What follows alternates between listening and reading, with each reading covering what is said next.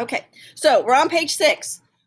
So 2 of the issues in settling the West was one, and this is my callous way of addressing this issue, was getting rid of anything in the interior that would stop westward white progress. And for our time, that was Native Americans. So the first set of our notes deals with removing that issue. And so by the time we get to the the 1890s, that issue has pretty much been taken care of. The United States government has either eradicated with conflict, armed warfare, or Indians are now all on reservations. So the second part is how do we move things through that area? And that's going to be the Transcontinental Railroad. And the Transcontinental Railroad we built during the Civil War, and now we're going to explode the use of that Transcontinental Railroad. It drastically changes the United States. What would have taken you months to get from Boston to San Francisco can now be done in about 2 weeks, which is fairly significant when we're talking about 1880, that you can move that quickly across the United States. So what we look at is the 3 western frontiers, and you need to know the 3 of them. You need to be able to recall what they are. It is mining, cattle, and farming. Those are our 3 western frontiers. They are all going to compete with each other. Those of you that enjoy Western movies, this is range wars, and those range wars are going to be between cattle and farmers. Miners are under the ground. They don't really care about what's going on top. And even within the cattle, we're going to have a small group of sheep farmers that are also those horrible sheep people, are also going to be part of this range war, because cattle, and let's make sure we can really kind of understand what this is all about. Cattle, especially in this area, are range open range, right? There's no fence. Everybody can roam. And even when we do cattle drives, the cowboys that bring the cattle drives, they bring all cattle, right? I hope most of you know cattle are branded. They have a brand. When they do the cattle drives, they're all mixed together. My brand, your brand. When we get to Dodge City or Abilene or any of those places, then we sort the cattle, right? We sort them all. Sheep farmers herd their sheep into spaces and fences. Farmers also want fences. And so this is going to result in conflict with, again, guns and weapons between these 2 groups. Towns, B, are going to spring up along railroad lines. Railroads are giving alternating square miles 3 wides on each side of the track, and railroads are going to sell that land to settlers. This is our speculation that brings a lot of our panics, because people speculate where the railroad's going to go, and then it doesn't go, so they've got all this land that no one wants to sell. It is also why our railroad owners and builders got fabulously wealthy. They did not buy the land themselves. The government said, you're going to build a railroad? Awesome. Here's a whole bunch of land. A whole bunch of land. The railroad needs this much, and so they sell all the other amounts. So that is one of the ways that government allowed these people to become fabulously wealthy and able to corrupt a government. So the mining's going to come first, and mining has been out there for a while. We had our gold rush in 1849. Gold does not pan out very well. Thank you for my pun. It's awesome. It does not. But what gold does do is establishes a lot of businesses out in the Pacific coastal area, like Mr. Strauss, Wells Fargo Bank, and it begins to establish settlements. What the West does have a whole lot of, and still has a whole lot of, is silver and things like turquoise, zinc, quartz, all these other metals that are not necessarily metals that make you fabulously rich, like I found a gold nugget, I'm set for life, but it allows for businesses to use those types of metals. So, and if you look at A2, copper, lead, tin, quartz, zinc, that is going to be what becomes the profit, especially for places like Nevada. Nevada has all of these things, and they have tons of mining.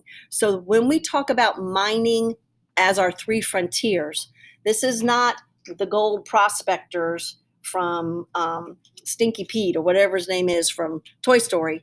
This is companies now actively creating mines to mine things that industry needs back east. And so these become corporations. They are incredibly destructive to the environment, incredibly destructive. Pikes Peak in Colorado is going to be discovered in 1848. The Comstock lode is in Nevada. Again, that is gold and silver. We have copper mining in Colorado, Montana, Wyoming. And also what's going to happen are these little ghost towns whenever the mines kind of fall out and the all of the stuff has been mined out of those places. Ghost towns will pop up all over. Up in the Tehachapi Mountains and in the Sierra Nevada and the lower desert, there are tons of little ghost towns in Southern California. They're everywhere. Just really like you could walk in, there's like 5 or 6 buildings about to fall down. A lot of recent, probably in the last 20 years, those areas trying to build up tourism, kind of set up like some little ghost town type touristy events with gun shooting in the middle of the street kind of thing for entertainment, which when you're 6 and 7 and your parents don't tell you that is not real is terrifying. My parents did that to us twice. Tweetsie Railroad, supposed to be the most awesome fun thing up at Biltmore around Asheville. Tweetsie Railroad, it's an old-fashioned railroad. You go all through the mountains. Nobody tells 7-year-old me that the train that's about to get robbed is a staged event. I'm terrified. Like, we're being robbed. Same thing when we go to, this wasn't in California, but we went to Boot City, which is the area where Billy the Kid and all that. And they have like makeshift shootouts in the middle of the street. Yeah. Anytime anyone ever, that's what I always tell my husband, you ever want to know why I am a damaged person? I have lots of stories and reasons. So at the top of page 7, for our purposes, what we need to know is the significance of mining. I wish we would get a DBQ about the West, because we've not ever had one, because it would be an awesome one to kick out the park, because I think this is something that most students tend to hang on to, and probably why they never do one.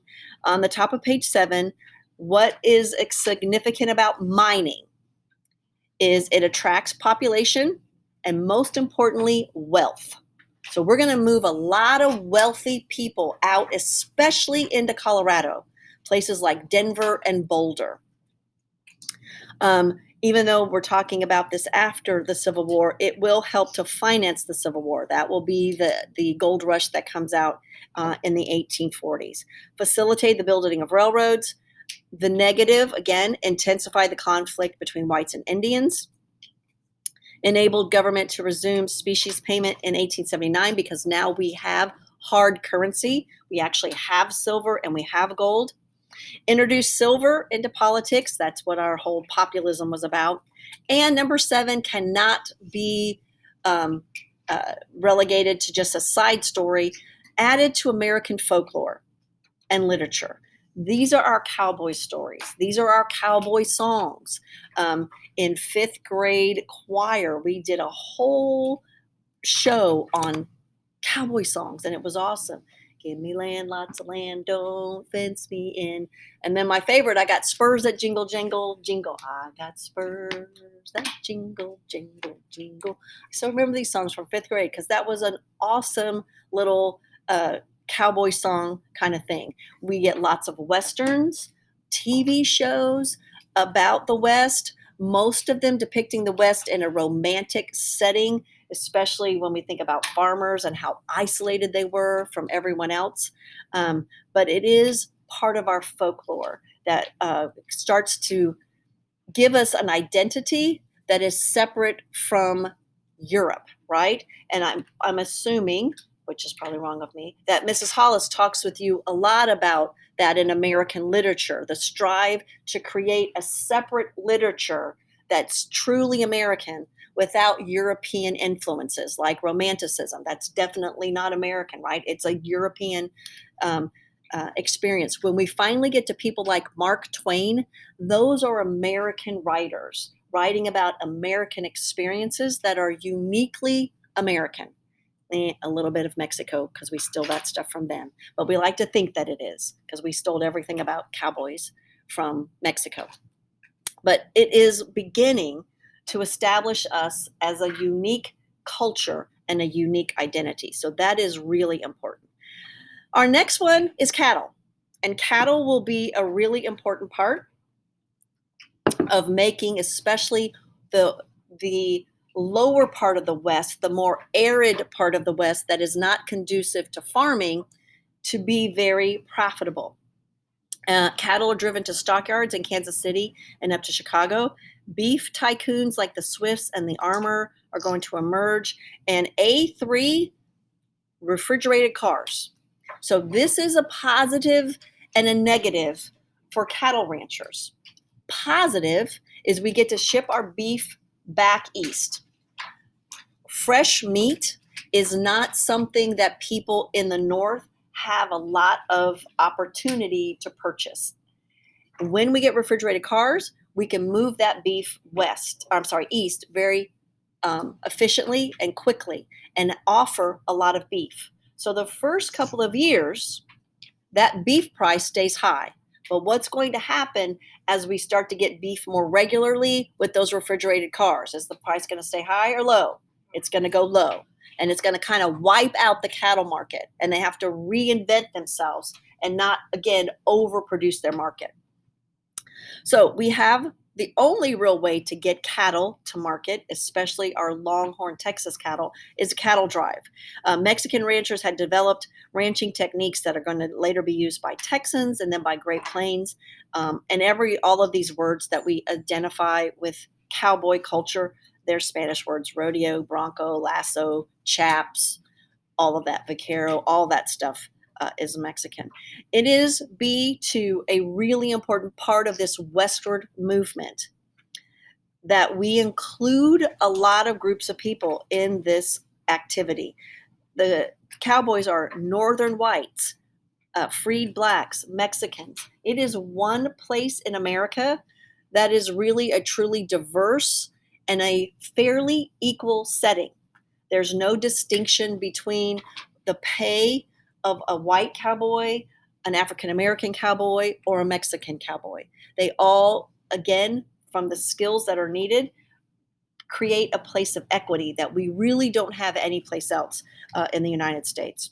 So cowboys are going to drive their herds until they reach the railroad. That's where they're heading, to the railroad. Abilene in Kansas, Dodge City, Cheyenne, all of these places. They have the most awesome names because they follow a trail, because they got to hit water every now and then, like the Goodnight Loving Trail. That's my favorite. The Chisholm Trail.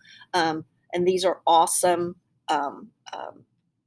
again, impacts on the United States literature. I think I was in the 6th grade when I discovered reading Westerns, and this awesome writer of Westerns called Louis L'Amour. First, he writes little thin books. Not that I don't like big, thick books, but they were about that thin, and they were true Western stories. Any of you that like those types of stories, they are fantastic. Louis L'Amour, he has a whole family, the Sacketts, and everybody's out for everybody. There's always a gun fight, the cowboy. They are great stories. If any of you like are always looking for something different to read about this culture of Western. Challenges to the long drive is going to be very significant and important: homesteaders and barbed wire. So Joseph Glidden is going to invent barbed wire. And by the time we get to the late 1890s, there is enough barbed wire in the West to go to the moon and back. There is so much barbed wire. It is everywhere. Sheep herders, I don't know what you call sheep herders. I just call them sheep herders. I don't know if they have a name. Sheep ranchers, I don't know what they're called. But people that raise sheep and farmers are putting these barbed wire everywhere. And what happens is they can't get through these fences. So as they start to move their cattle through what should be and has always been open range, the cows get pinned in with this barbed wire and they have to cut it. The other thing is going to be a really bad winter where many of these longhorn cattle are going to freeze to death. And then there's going to be a horrible winter after, or a summer after that that's going to kill thousands of them. Longhorns are particularly chosen for that area of the world for their hardy responses to mostly heat and lack of food, right? These longhorn cattle can eat just about anything, tumbleweeds, anything. I will tell you, though, tumbleweeds are a real thing. If those of you have never lived in West Texas, tumbleweeds are a real thing. They do tumble. That was another one of our 5th grade songs, Tumbling Along the Tumbling Tumbleweeds. That was another one. But they are everywhere. And sorry to interrupt your sleep with my bad song. Are you doing okay? Okay. How's your foot? Okay. Ranchers, again, hardier stock, fence them in. So that's cattle. The biggest one's going to be farming. Homestead Act of 1862, settler could acquire 160 acres by living on it. To get your 160 acres, you had to live on it 5 years. You had to improve it. And most of that improvement would be putting in wells or some kind of road. And then paying the fee, which was about $30 for your 160 acres. 2/3 of the people left. That's how difficult it is, right? Everybody, I think there's 2 jobs that everybody thinks they could do. A farmer and a teacher. Everybody thinks they can do those jobs. What does a farmer do? You put seeds in the ground and you got a big old machine that does it. And teacher, what do? You just stand up and tell kids what to do. Right. Those 2 jobs. So again, if we go all the way back to the beginning of our course and we think about Thomas Jefferson, that's what he wanted our nation to be, right? A nation of farmers. We are so far from that, but we're still trying. 2/3 of the people that went out west with a homestead were unable to fulfill their commitment. Most left within 1 cycle year. Most people could not deal with the winter and understanding the difficulties of winter in those areas where winter comes quickly. Winter comes, and if we think in Indiana, we have strange weather. That weather out in that continental part of the United States, it can be 60 one day and -20 the next. It's because there's what happens weather-wise geographically, if you can kind of think about it. The United States has these 2 big mountain ranges, and then we just kind of have this volume in the middle, and weather just kind of goes crazy in here. It's also the reason why we get crazy weather, right? Like 2 weeks ago, 10 degrees, and now it's 50 today. The weather just kind of gets all messed up in this, and the higher you are in that area, the more crazy that your weather becomes. On the top of page 7, results of the farming aspect on page 8 is really important. 500,000 pioneer families migrated west.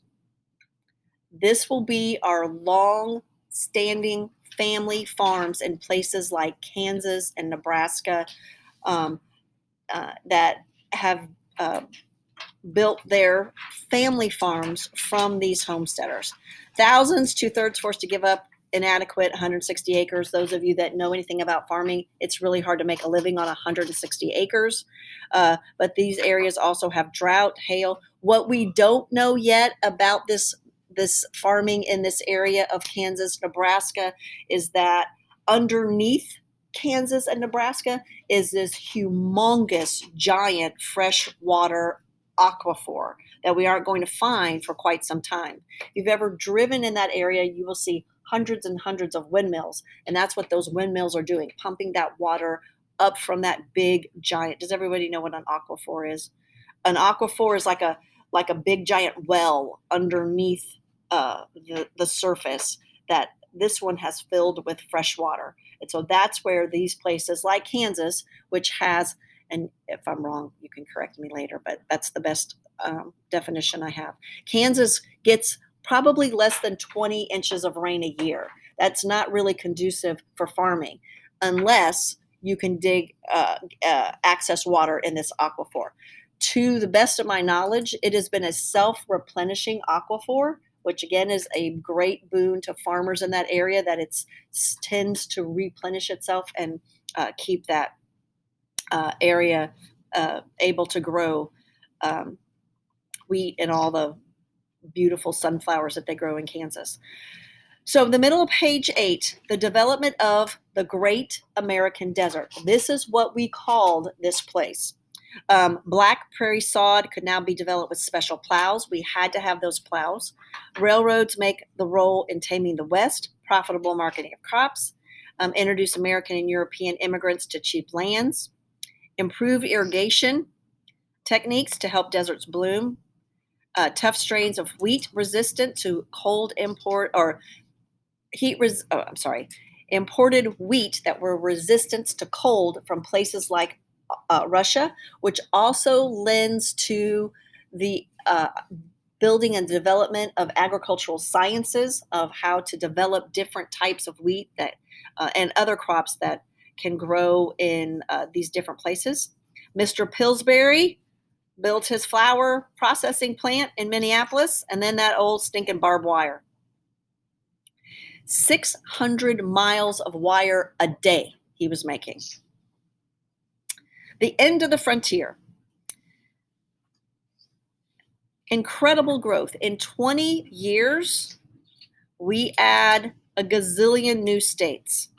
First will be Colorado, and then we'll have 6 states, North Dakota, South Dakota, Montana, Washington, Idaho, Wyoming.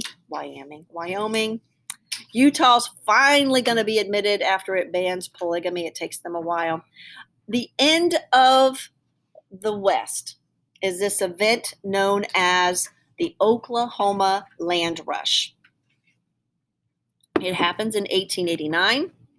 That is our last place where Indians have had and were given their own land. The problem is we now find oil there, and now we're going to open it up. So this land rush is a really unique event. It's where we get the word Oklahoma Sooners from, for those of you that have ever wondered, what is a Sooner? This is what a Sooner is. I will tell you, everything is tied to history. Everything. If we go back to our Longhorns, why are they long? I know. So here's what happened. The Oklahoma Land Rush required people to register to get a flag. So at the assayer's office, the land assayer's office, you would have gone in prior to April 22nd and registered, and they would have given you a flag. Your flag would have had a number, you signed your name, and on April 22nd, everybody is in a line. This is one of the first action moving pictures, because we have a moving camera out there that got the event of the day.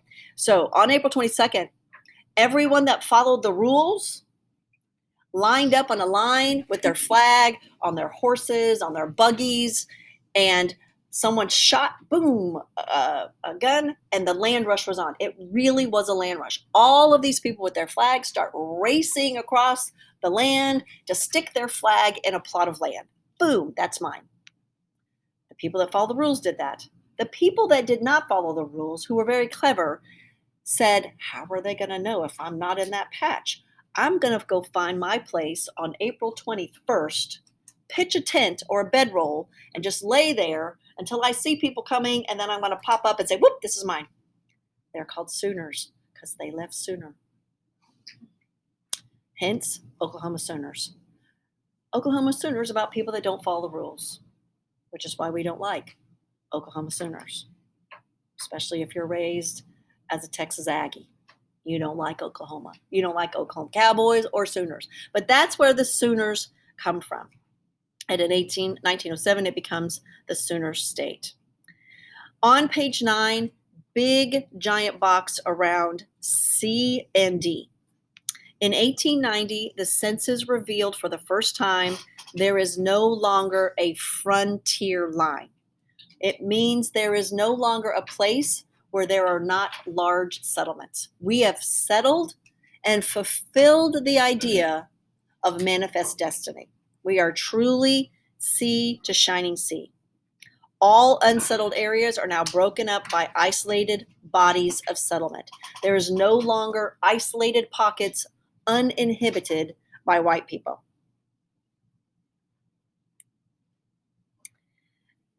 And it again stops this identity of Americans of reinventing themselves by moving westward. And that leads us to D, safety valve theory. During depressions, cities unemployed moved west to farm and prospered. We don't have that anymore. The land is all gone. In reality, few people actually really do that. That was kind of just this idea of theory. They didn't know how to farm. Many farmers moved to the city. Free acreage did lure immigrant farmers because they knew how to farm. The frontier did lure restless and adventurous spirits, mostly young people. The frontier did have a psychological impact on Easterners who could, if they desire, flee to the frontier, reinvent themselves, move away from obligations that were overwhelming. And our last little bit on the bottom of page 9, the farm becomes a factory. Mississippi region experienced an agricultural revolution after the Civil War. Farmers began concentrating on a single cash crop, wheat, corn, cotton, tobacco. And please, again, the bottom of page 9, America becomes the world's breadbasket and meat producers for the whole entire world. And again, this is our establishment in a global world, economic and agriculturally. Again, something to be very proud of. Massive migration of white and black Americans out of the Cotton Belt because you no longer need lots of people on a farm. They are all going to move. Large-scale commercial agriculture run by entrepreneur capitalists of the New South spread beyond plantations into white farming regions. And again, this is going to be the end or the doom of the small family farm. And that, again, will radically change for hundreds of thousands of people across the South what they can do for a living. Farmers represented the most wrenching changes in American history. This, again, puts the final nail in the coffin of Jefferson's agrarian society. We are going to be an agricultural society, but it is a factory. It is a business. It is no longer a family-run entity. Planter or merchants extend line of credit. We have already talked about this crop lien. Small-scaled farmers, unskilled in business, they'll have a hard time. And this is what gives rise to the populist movement, this victimization of farmers. Economic problems are going to plague farmers as well. Deflated currency, low food prices. Again, because we are America's breadbasket, food prices drop drastically. And that also is part of the cycle. Again, one of the reasons why not everybody can be a farmer is farmers have to worry about things like drought, insects. And C5, I would put a big box around C5. Farmers underrepresented politically and poorly organized. Why? Because they do their work in isolation. We're going to do this again in the 1980s. And I'm not sure how many of you are familiar with what at the time he was John Cougar, but now he's his own name, John Mellencamp, did for family farms in the Midwest in the 1980s when banks were foreclosing on all of those farms, called Farm Aid. It's a pretty fantastic event. Your quiz is on Lockdown Browser. The secret code word is cowboy. Again, in honor of our Wild West spirit.